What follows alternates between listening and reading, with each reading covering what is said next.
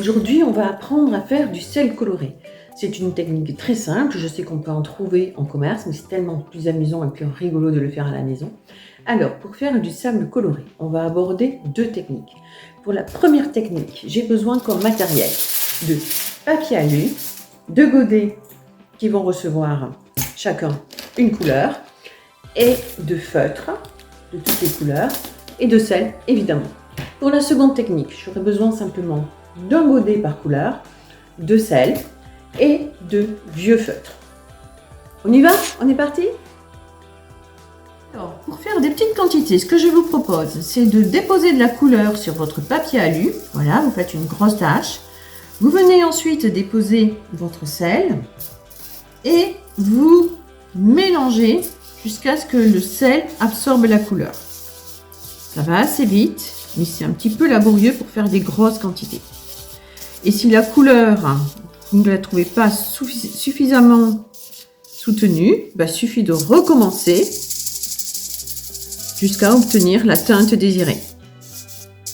Alors, pour une quantité plus importante, je vous propose une méthode encore plus simple. On met du sel dans le godet, on vient déposer les feutres. Alors c'est là où je vous conseille de prendre des vieux feutres.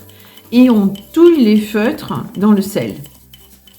Voilà, ça permet d'en faire des plus grosses quantités, d'avoir des couleurs un peu plus soutenues aussi. Et c'est très facile à faire. Alors voilà, mon bleu est prêt. Il a une très jolie couleur. Tous mes autres sables sont préparés et on va pouvoir passer à la réalisation de dessins ou de petits objets.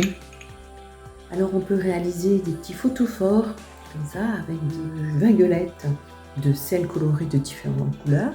On peut s'amuser à faire des ribambelles de personnages ou des lettres.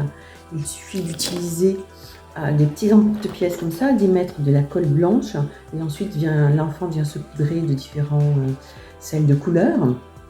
On peut aussi faire des mandalas, créer un mandala, admettons, sur internet et faire un mandala de sel coloré avec la même technique de la colle blanche et du sel.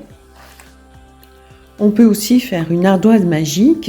Il suffit de prendre un couvercle de boîte à chaussures, d'y mettre du sel coloré et vos enfants peuvent venir dessiner à loisir des formes.